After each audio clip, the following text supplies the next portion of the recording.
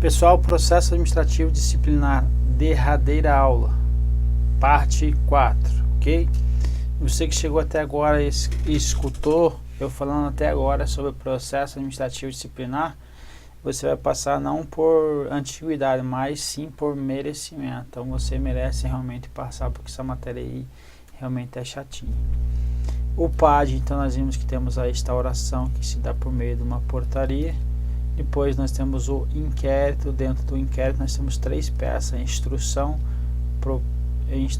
processual, aqui que eu vou ouvir testemunhas mais o acusado. Depois eu vou mandar para ele ali, as provas aí para ele produzir a sua defesa. Então ele vai ser indiciado. Depois de eu ter dado aí a ele a possibilidade do contraditório e ampla defesa, eu vou produzir então o meu relatório. O meu relatório eu vou contar aí o que ocorreu de forma geral, certo? E em cima da defesa eu vou trazer a minha opinião, então, certo? Então, uma opinião embasada aí nas provas e de acordo com a legislação vai ser o enquadramento do servidor. Depois eu vou submeter para a autoridade competente, que vai promover então o julgamento, ok? O julgamento não é vinculado ao relatório, mas caso contrário, deve ser justificado, deve ser motivado. É isso que a gente vai ver agora. Relatório, então, é a última subfase do inquérito. Última subfase, subfase de quem? Do inquérito é quem? O relatório. Então, primeira fase, segunda fase, terceira fase. Sucede, então, posterior à defesa, deverá conter um resumo com os principais pontos dos autos nos quais a acusação baseou a sua opinião. A principal característica do relatório é a sua definitividade, certo? Ou seja, a comissão deve expressar a sua opinião, ok? Vai expressar a opinião quanto à responsabilidade do servidor em relação aos fatos apurados. Então não deve ser não deve haver no relatório da comissão algo do tipo pode ser, mas pode também não ser. Então tem que ter uma opinião firmada. Então não pode ser do tipo eu não sou contra nem a favor, muito pelo contrário, ou seja, não está dizendo nada, certo? Então ele tem que enquadrar ele em algum dispositivo lá ou inocentá-lo, ok? Reconhecida a responsabilidade do servidor, a comissão deve indicar o dispositivo legal transgredido, bem como as circunstâncias agravantes e as circunstâncias atenuantes, ok?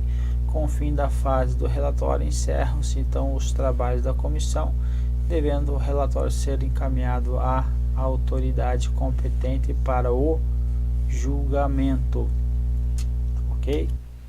Então nós tivemos o PAD, a gente tivemos a instauração por meio de portaria, o inquérito, depois a instrução, que ouve-se as testemunhas, depois o acusado, depois ocorre o indiciamento, depois vem o relatório e depois vamos para o julgamento pela autoridade competente.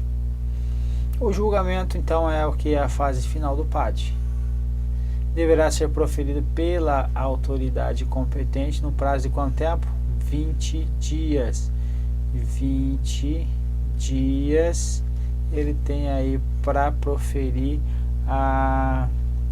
o julgamento, ok? Contados de quando? Do recebimento do processo pela autoridade, de forma que o não cumprimento do prazo não leva então à anulação do que já fora feito, ok?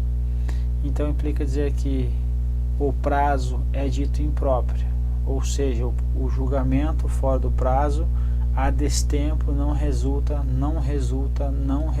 na nulidade do processo. De novo, não resulta na nulidade do processo, perfeito? Vai ter responsabilização aí para a autoridade competente, mas não resulta na nulidade do processo. O relatório produzido na fase do inquérito não vincula de forma absoluta então a autoridade que proferirá a decisão, ou seja, o que foi posto ali no relatório não vai obrigar a autoridade a seguir o que está previsto lá no relatório. O que a lei diz? Que a lei diz que a autoridade deverá acatar o relatório, então essa é a regra, salvo se a sua conclusão for contrária às provas nos autos. Então a conclusão for contrária às provas nos autos, então vai ter o que? Uma alteração aí no seu julgamento, então ele não vai acolher então o relatório. Então desse modo, no caso de discordância, há necessidade da autoridade expor os motivos que levaram à opinião em relação ao relatório produzido pela comissão na fase do inquérito. Então tem que expor os motivos em caso de discordância, perfeito? Podendo então nesse caso posso agravar, reduzir ou até mesmo isentar o servidor de responsabilidade levantada.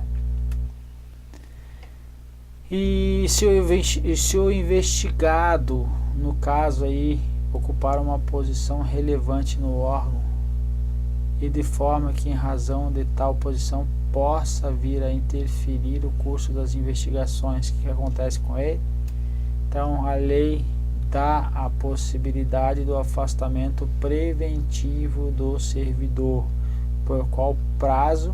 Por até 60 dias. Isso não é uma punição, certo? Então se não é uma punição, é sem prejuízo de sua remuneração. Então o bichão vai ficar em casa tranquilão? Não vai ficar tranquilo, mas ele vai ficar em casa com a sua remuneração, podendo ser prorrogado por igual período, caso seja necessário, tendo em vista que, olha, o prazo do afastamento preventivo coincide com o prazo de conclusão do PAD. Lembra? A sindicância é 30, o PAD é 60, podendo ser prorrogado por igual período, ou seja, mais 60. Então aqui nessa prorrogação certamente ocorrerá, se ocorrer a prorrogação da conclusão do PAD também. Destaca-se então que o afastamento em questão não constitui uma medida punitiva, mas cautelar. Então por isso que o servidor vai ficar de molho aí com a sua remuneração, ok? O servidor investigado não poderá ser exonerado a pedido. Então, eu quero me mandar daqui. Não. Eu quero ser aposentado voluntariamente. Não. Enquanto não tiver sido concluído o processo.